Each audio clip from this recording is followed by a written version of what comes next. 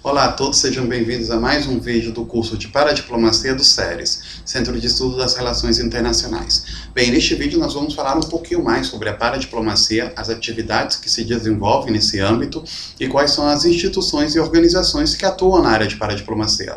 Nós já vimos que existem diferentes conceitos, em relação ao que é a paradiplomacia, como ela é interpretada dentro das relações internacionais, e o conceito que nós vamos utilizar é a projeção dos interesses locais, cuja titularidade é uma determinada região.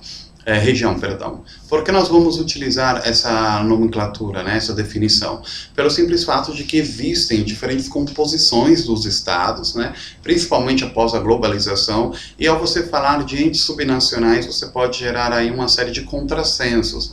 E quando falamos sobre a titularidade de uma determinada região, contempla estruturas de governo, estruturas de estado, como pode ser a estrutura do Estado brasileiro, da Federação Brasileira, ou da República Federativa do Brasil, melhor expressado, na qual você tem ali uma divisão do poder em diferentes esferas. Você tem a esfera municipal, você tem a esfera do Estado, estadual, depois você tem a própria União. E dentro dessa estrutura, que seria a estrutura padrão do Brasil, nós temos até mesmo subestruturas que elas têm certo reconhecimento, como pode ser as regiões metropolitanas, por exemplo, quem é de São Paulo, BH, Porto Alegre, Rio de Janeiro, sabe que existe uma série de políticas da própria região metropolitana, mesmo ela sendo formada por diferentes municípios. Então a gente vai ver que a paradiplomacia, quando nós entendemos ela como a projeção dos interesses locais, cuja titularidade é uma determinada região, ela acaba aí englobando essas diferentes estruturas, presentes não somente no Brasil, como no resto do mundo inteiro, dependendo aí de como é estruturado o próprio Estado.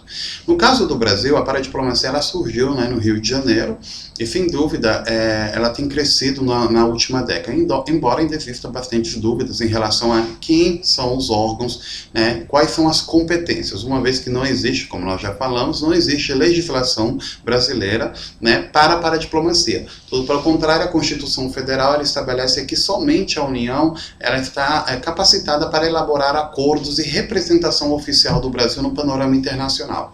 Embora a mesma Constituição, cada vez mais, ela delega aos estados e aos municípios um número de responsabilidades, que nós vimos que com o incremento da globalização existe, logicamente, uma maior necessidade de projeção e defesa dos interesses, sejam dos estados, sejam dos municípios. Então, quando falamos, vamos trazer a temática para o contexto brasileiro, que é o intuito deste curso, quando nós falamos de paradiplomacia no Brasil, nós sempre temos que pensar nessa estrutura de governo brasileira, na estrutura oficial, que nós temos a União, nós temos os estados e nós temos os municípios. E a paradiplomacia ela vai se desenvolver nesses diferentes âmbitos.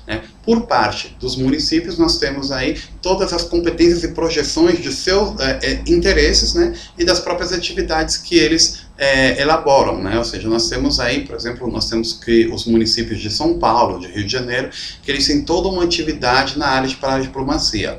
Também nós veremos que essas atividades, elas também são refletidas na própria Constituição do Estado.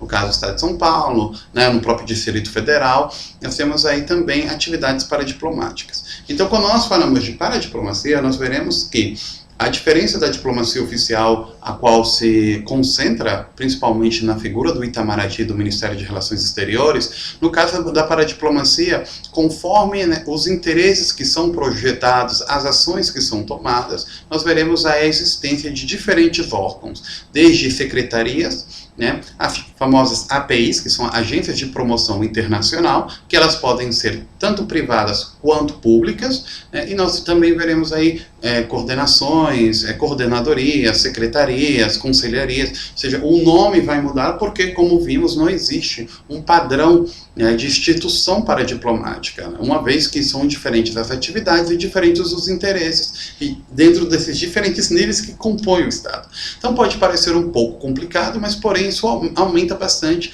a margem de ação da área de paradiplomacia. porque a diferença da diplomacia oficial, a qual se concentra no Estado, no caso, Estado-nação, né, Brasil, a União, nós temos que a paradiplomacia ela tem diferentes ramificações nos diferentes esferas de poder brasileira. Isso, sem dúvida, auxilia bastante ao internacionalista a ter uma maior inserção, embora, né, voltamos a reiterar que é uma área bastante desconhecida no Brasil. Dentro do Estado brasileiro, nós temos aí já medidas bastante eficientes de promoção internacional, porque uma das principais atividades realizadas pela paradiplomacia é justamente a promoção desses interesses através de uma promoção internacional.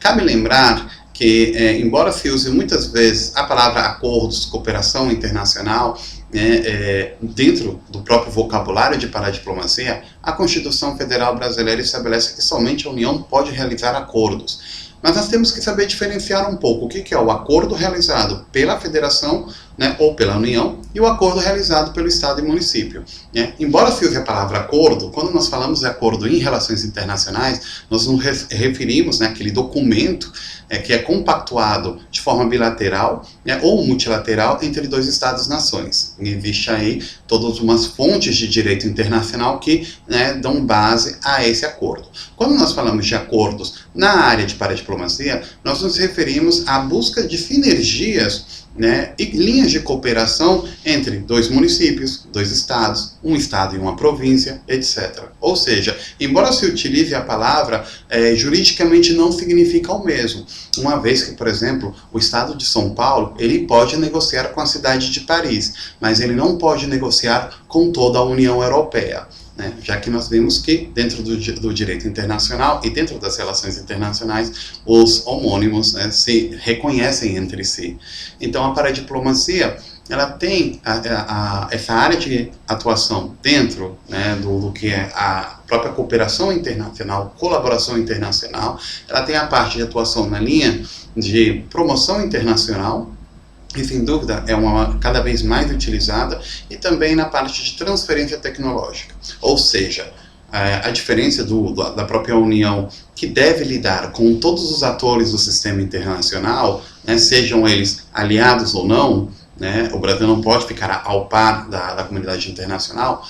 Os entes paradiplomáticos, eles atuam de uma forma um pouco diferente. Eles vão buscar, através das sinergias, seja para a resolução de conflitos, problemáticas, né, solventar ou implementar tecnologias, buscar investimentos com aqueles, né, municípios ou estruturas de estados subnacionais que partilhem, né, compartilhem com eles aí de um interesse. Então ela atua de uma forma diferente. Porém, nós veremos que as próprias instituições que participam na área de paradiplomacia, elas podem variar conforme não somente o interesse, mas também a estrutura do próprio Estado e como também está montado o poder dentro dos municípios. Né? Então nós veremos que alguns municípios são bastante adiantados, outros municípios nem sequer reconhecem a capacidade, né, da própria projeção do município no panorama internacional, não sabe o que é paradiplomacia.